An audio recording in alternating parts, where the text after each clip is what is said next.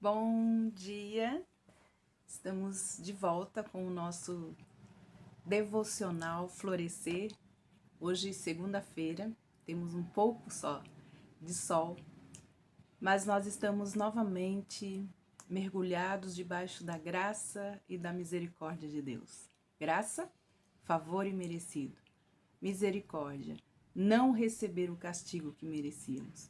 Então, debaixo da misericórdia e da graça de Deus, nós vamos dar continuidade ao nosso devocional número 29, e nós estamos falando sobre o solo da intimidade, aonde nós encontramos Deus naqueles lugares mais secretos da nossa alma.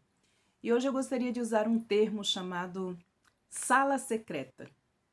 Esse termo sala secreta, ele apareceu quando Jeú, ele foi ungido rei. Então, havia um tempo muito grande de opressão no reino de Israel, e Jeú foi ungido rei pelo profeta Eliseu. Isso foi uma promessa que Deus deu ao profeta Elias, de que livraria a sua família e a próxima geração através de Eliseu, o seu sucessor, e por Jeú também, que era um homem de Deus, que Deus já havia escolhido para ser rei e estabelecer então a justiça naquela terra. Então nós sabemos por essa história que todas as pessoas receberam uma estratégia divina da parte de Deus, passaram por um momento chave que Deus os encontrou e mudou completamente a sua história. Nós temos várias histórias de homens que tiveram um encontro com Deus e que mudou não só a história da sua própria vida, mas também mudou a história, que estava se desenvolvendo ao seu redor. E aí, eu gostaria de ler rapidinho a história, então, quando o profeta Eliseu enviou um discípulo dos profetas para encontrar Jeú na cidade de Ramote-Gileade, onde ele estava com outros soldados. E diz assim: enquanto isso, o profeta Eliseu chamou um dos discípulos dos profetas e lhe disse: põe a capa por dentro do cinto, pegue esse frasco de óleo e vá a Ramote-Gileade. Quando lá chegar, procure Jeú, filho de Josafá e neto de Ninsi. Dirija-se a ele e leve-o para a sala longe dos seus companheiros. Depois pegue o frasco, derrame o óleo sobre a cabeça dele e declare: assim diz o Senhor, eu o estou ungindo rei sobre Israel. Então, abra a porta e fuja sem demora. Então o jovem profeta foi a Ramote-Gileade. Ao chegar, encontrou os comandantes do exército reunidos e disse: trago uma mensagem para ti, comandante. Para qual de nós? Perguntou Jeú. Jeú levantou-se e entrou em uma sala interna. Então o jovem profeta derramou óleo na cabeça de Jeú e declarou-lhe: assim diz o Senhor, o Deus de Israel, eu o estou ungindo rei de Israel, povo do Senhor. Você dará o fim à família de Acabe, seu senhor, e assim eu vingarei o sangue dos meus servos, os profetas, e o sangue de todos os servos que foram derramados por Jezabel. Toda a família de Acabe perecerá. E aqui então nós temos Jeú teve um encontro com Deus, e nesta sala interna, quando ele saiu de lá, ele já saiu para exatamente fazer aquilo para qual Deus o ungiu. Então, nós precisamos entender algo muito importante a respeito disso. Antes que Jeú entrasse naquela sala interna, ele tinha uma visão sobre a história de sua nação e o que Deus estava fazendo nela. Quando ele saiu daquela sala interna, tinha uma noção completamente diferente sobre a história que viria depois. Então, é nessa sala interna de oração que o Senhor revela a sua história para cada um de nós. E aí nós podemos entender que a maioria das pessoas não conhece a própria história de Deus e aquilo que Deus já fez na história, do início ao fim. Porque a palavra de Deus nos diz como será essa história com Deus, desde Gênesis até Apocalipse. Mas há muitas pessoas que não conhecem a história de Deus, o passado, o presente em suas vidas, e também não conhecem aquilo que está acontecendo na sua região, na sua nação ou nas nações inteiras. Elas não sabem ao certo o que Deus está fazendo no mundo. Não sabem que Deus está se movendo nas nações da terra, nesse exato momento, como nunca antes. Tudo o que nós estamos vendo, o que está acontecendo com essa pandemia, todas essas coisas, Deus está se movendo, Deus está construindo uma história. Não sabem, muitas pessoas não sabem que Ele quer convidá-las a fazer parte dessa história, daquilo que está acontecendo nas cidades e também nas nações. Deus quer falar-nos sobre o que Ele nos chamou a ser e a fazer. Ele quer fazer um chamamento nas nossas vidas para que isso seja necessário. Nós precisamos, então, ser levados à sala interna. A sala interna é um lugar onde nós nos separamos das demais pessoas e ficamos a sós com Deus. Para Davi, a sala interna era o campo. Para João Batista, o deserto.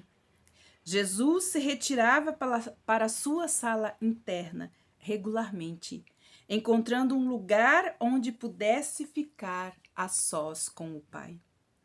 A hora em que estamos vivendo hoje, esse tempo que estamos vivendo hoje, nós precisamos ter uma vida devota de oração, numa sala interna.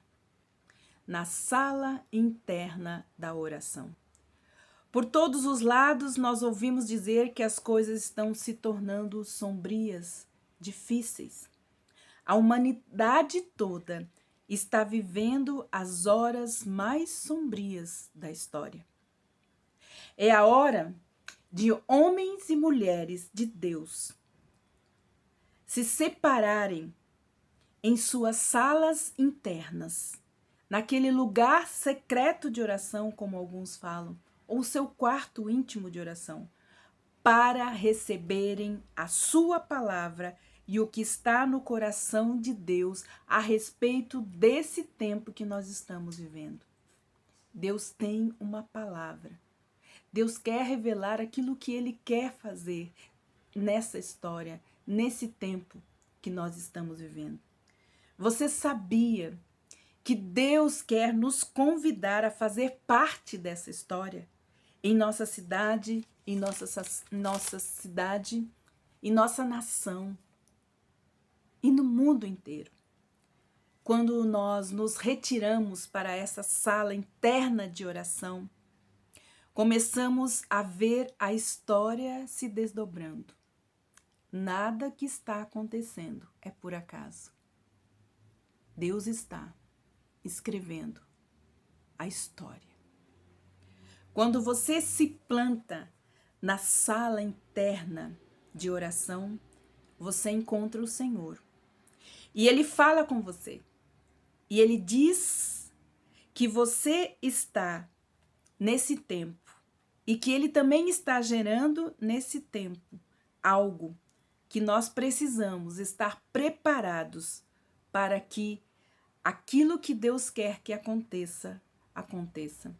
Deus tem nesse lugar uma promessa, uma palavra para nós, que vai nos dar esperança para viver novos tempos daqui para frente. Quando nós recebemos uma palavra ou uma promessa de Deus, nós temos a responsabilidade de gerá-la em oração. Muitas pessoas tropeçam no processo de Deus, pois não sabem como gerar as palavras e as promessas que lhes foram entregues ou lhes foram sussurradas naquele lugar secreto de oração pelo próprio Deus. Em 1 Samuel, capítulo 1, versículos de 15 a 18, nós temos a história de Ana. Ana clamava a Deus desesperadamente por um filho. Nada mais a satisfazia, nem mesmo seu marido, que era extremamente bom para ela. Ana estava determinada a receber um filho e não aceitaria nada menos que isso. Enquanto chorava na frente do templo, e nós não sabemos quantos anos ela ia lá, todo ano, fazer este clamor diante do templo. O sumo sacerdote Eli a viu e pensou que ela estava bêbada.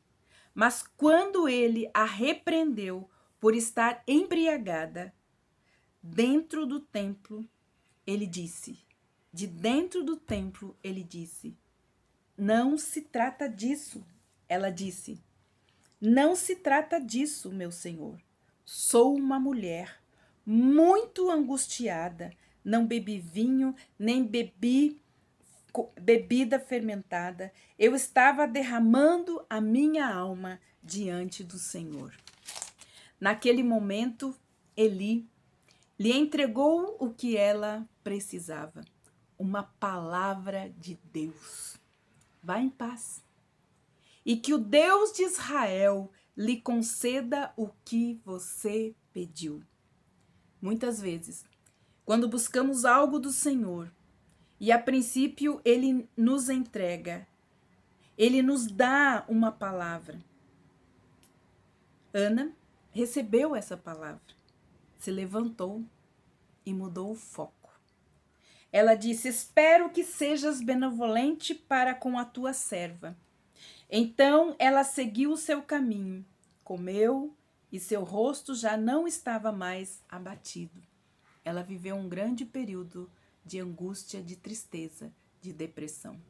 Mas quando ela recebeu a promessa, a palavra de Deus, ela foi embora. E agora ela foi gerar a promessa, foi gerar a palavra.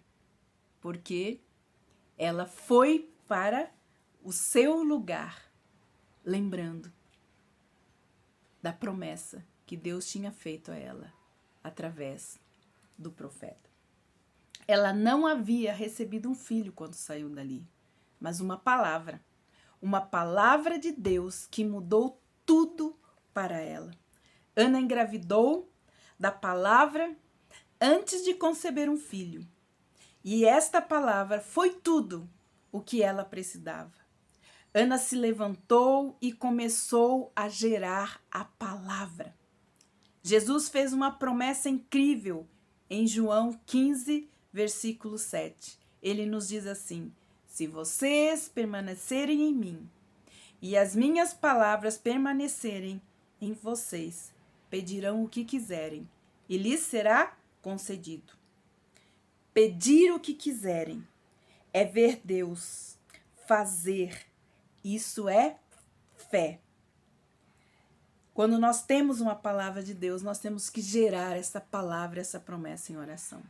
Quando Deus nos fez a promessa de ir a Israel, nós geramos essa promessa e essa palavra 1 ano, orando 3 vezes ao dia.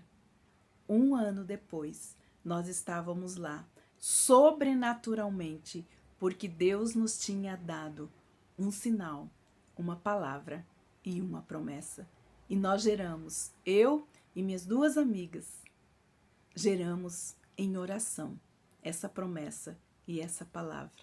E Deus nos levou de forma sobrenatural.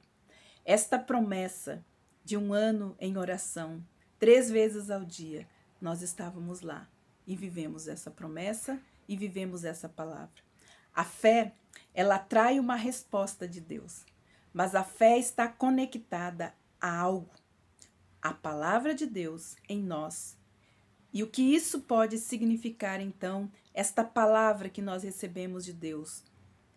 Amanhã nós vamos saber qual o significado dessa palavra que nós podemos receber, essa promessa que nós recebemos de Deus, nas nossas salas de oração secreta, no lugar secreto da oração, no solo da intimidade da oração. Então, amanhã nós vamos continuar esse devocional falando a respeito, então, desta palavra e o significado dessa palavra para quem a recebe.